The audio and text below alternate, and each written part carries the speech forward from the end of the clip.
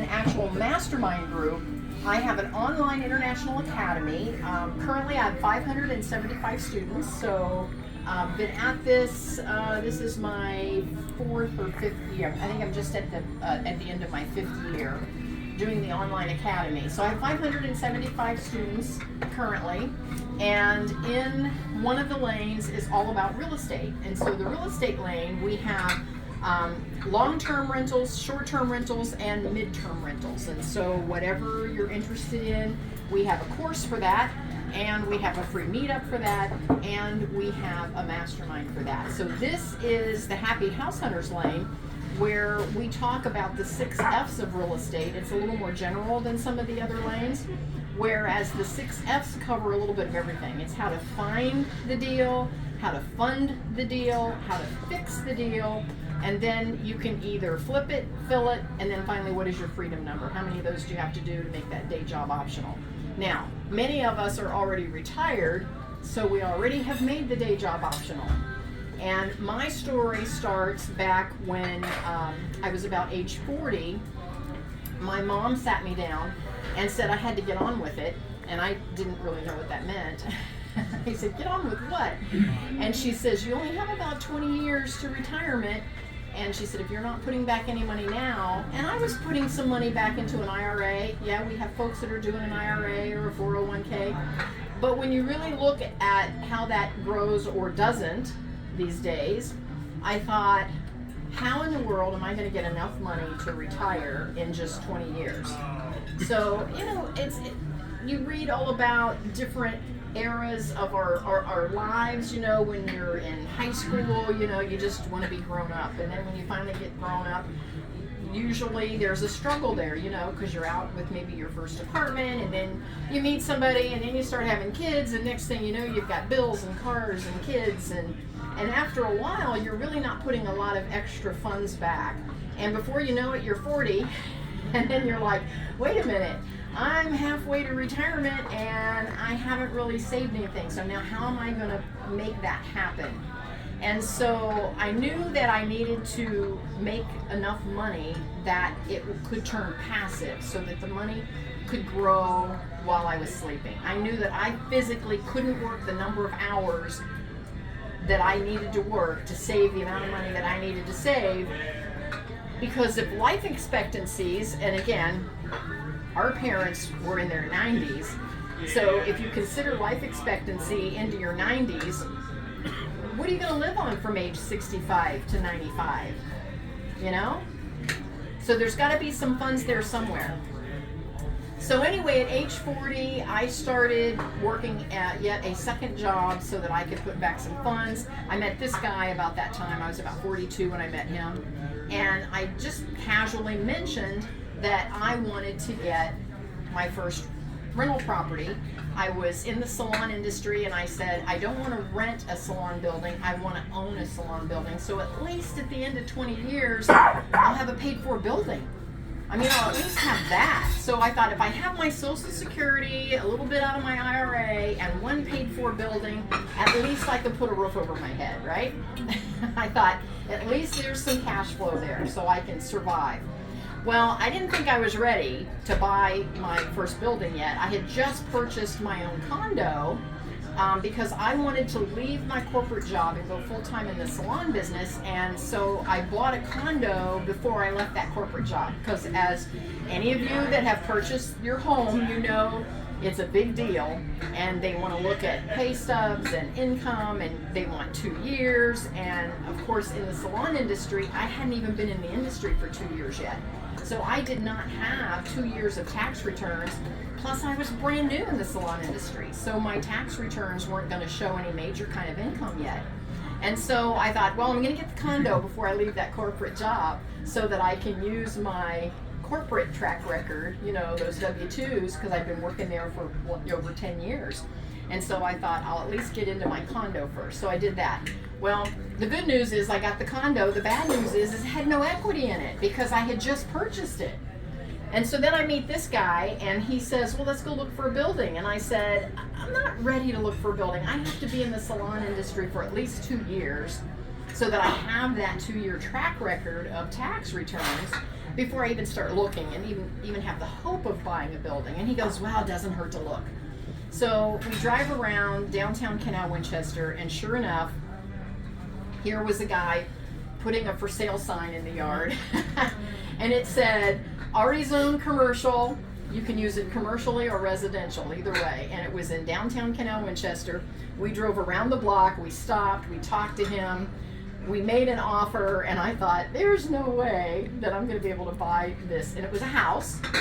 He was actually, he and his family were living in the house, but the block had been zoned commercial. So for those of you that are just starting to invest, usually the whole block is zoned one way or another, and so this was downtown Canal Winchester where they had already changed the zoning of the block. But there were still 3 residential houses inside that block, and this was one of them. It was residential use. Yes, come on in. Yes, have a seat wherever. There's one here, there. Yep, wherever you're comfortable. And so anyway, long story short, we made an offer. I then had to find funding. So now I found the house, but now I had to fund it. And I'm getting to our topic tonight, which is fixing. So I had to fund it. So I talked to a couple of my clients, and they said, well, why don't you just get a small business loan from the Small Business Association, an SBA loan? And I said, okay. And then a girl came in and she said, you know what? She said, I just went to a lender in Canal Winchester. She said, their rates are actually better than the SBA. Why don't you go there? And at the time, I hadn't heard of it. It was Canal Banking, for any of you that are familiar with banks in Canal Winchester. They are a division of Vinton County Bank, and they had an office in Lancaster, and they hadn't even opened their office in Canal Winchester yet. But they wanted to have businesses in Canal, so I had to drive to Lancaster to do the loan because they hadn't opened their Canal office yet. So I go to Lancaster, Mark goes with me. I had no idea what to expect. I was brand new. I mean, I bought a condo. I had that under my belt. Now I'm looking at a commercial building. So we go down. The girl says, all right, I need your W-2s. I said, I don't have any W-2s. I said, I left my corporate job. I'm now working in the salon industry. And she said, well, how do you get paid? And I said, my client stands up and puts cash on my table. And she's like, well, she said, and you haven't done this for 2 years? And I said, no, not yet. So there's no tax return that I could give her to show my tax income. She says, well, how are you keeping track of what you bring in? And I said, well, I have this appointment book. And I said, and I have all my clients' names, and I write down what they pay me. And if they buy any product, I write down, what the product is. And if they give me a tip, I write down the tip. And she said, can I see that? And I said, okay. So I hand her my appointment book. She disappears in the back room. She comes out. She goes, can we make copies of this? I said, of my appointment book? And she said, yeah, we're going to verify your income off of your appointment book. I said, okay. Long story short, they gave me the loan. But she said, do you have any equity for your down payment? No. And she said, do you own any other property? And I said, well, I have a condo, but I don't have any equity yet. And she kind of leans in and she says, does he have any equity? Well, he and I had only been dating how long? Couple months. Couple months? And I'm thinking, I'm not going to ask him. And she turns to him and she said, do you have any equity? And he goes, well, I have a duplex that I've owned for a while. So at the end of the day, what the bank decided to do is they did an appraisal on his duplex, realized he had quite a bit of equity because he had paid his mortgage down, and of course the value goes up for all of us that are interested in real estate. We all know how that works. So she said, we just need to put our thumb on what would equal 20% for your purchase. She says, he doesn't need to write us a check. He doesn't need to pull any money out. We just want to put our thumb over on his deed until you get your property paid down to the 80%. And I said, okay. And he was like, yeah, well, I'll do that. And so he didn't even have to pull any funds out of his duplex. And they simply put their thumb on his equity. And I think within 2 to 3 years, and they loaned me 100% to buy the building. So I got my first building 100% financed. So it took 2 to 3 years for me to pay my mortgage down as it was increasing in value. And so as that equity separated in my salon building, then I was able to contact them, and they reappraised my building and said, yes, you now have enough equity, and they took their thumb off of his. And so then I just was at 80% loan to value and just continued to pay. That building has now been paid off. But anyway, so at that point, there I was working 12-hour days. It was all about the salon. I was just crazy busy trying to build a business. And so this guy, we're talking about fixing tonight, this guy became a one-man crew to change the use of that building from residential to commercial. So that was our first experience of fixing. And we really had not done this before.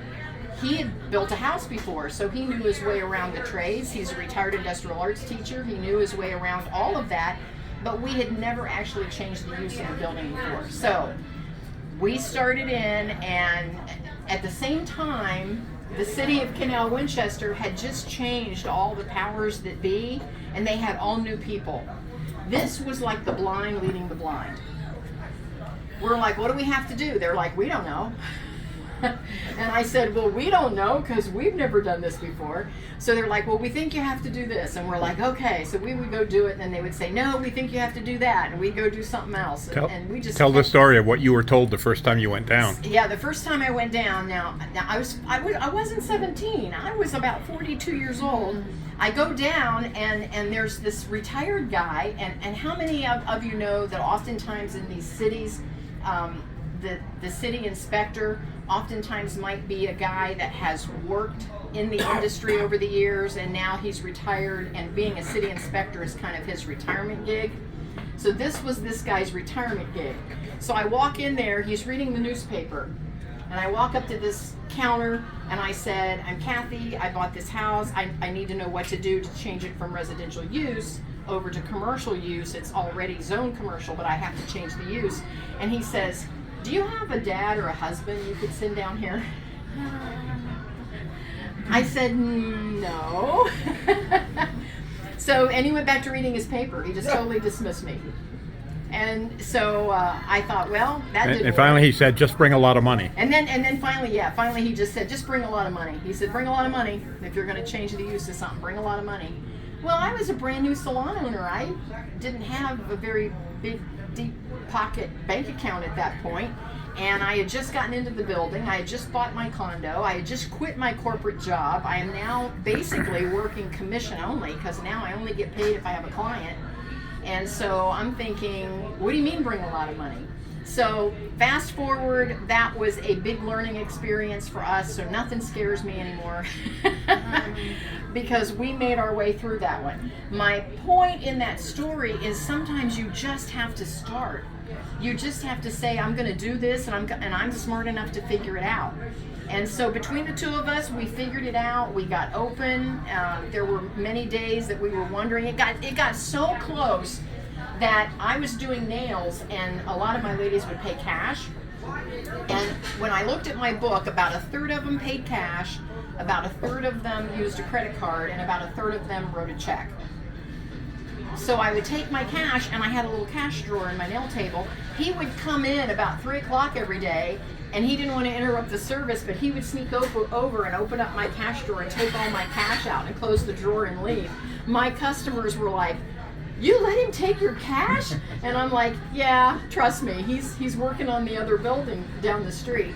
And he would then go buy materials for the next day out of the cash I took in that day. That's how we were funding that rehab on that building to turn it into a salon, is that we were funding it day by day out of the cash in my nail table. And so anyway, we got open. I had at one point 12 staff working for me, and they were then, for those of you that are familiar with the salon industry at all, it's called a booth rent salon. The technical legal name is an independent contractor salon, but the term in the salon industry, we call it a booth rent salon, where the girls just rent a chair or rent a booth, and they don't own the business or the building, they just rent a chair in the building. So that's the style of salon I had, and I had 12 booth renters in my building, and so they were all paying me booth rent every week. and I was using that money to pay the mortgage, the taxes, the insurance, anything else that we had to bring the building up to whatever standard we needed to bring it up to. And so basically, if I don't muddy the waters with the rest of that story, basically the staff bought me a building. I didn't make a lot of cash flow. And so oftentimes when you're getting into your first investment property, you hear, oh, it has to cash flow at least this amount. If it doesn't cash flow, it's not a good deal. Well, real estate is all about being either good, better, or best. It's either a good deal, a better deal, or the best deal. And a good deal is still one that doesn't cash flow. That's still a good deal. If you can rent it and have all of your expenses covered and somebody else is buying you a piece of real estate, that's a good deal. So don't think that everything has to cash flow some huge amount in order for it to be a good deal. So I got into the salon. I knew I was going to work for about 20 more years. I kept my head down and just kept building a business there and working with my clients. And another 2 or 3 years in, I was able to get the bank to release his equity. And then another 2 or 3 years after that, I had even more equity. So I was able to pull, talking about the Burr method, I was able to pull some cash out of my building once I had more equity and do a second salon. And a couple, 3 years after that, I could do a third, and then a fourth, and then a fifth. So I ended up letting my staff members buy me 5 commercial buildings. Now, in the meantime, there's always good, better, and best. And so some of those we said, okay, well, let's just look at the numbers. And this is the second point. Don't get emotionally connected to your buildings. Don't get so emotionally connected because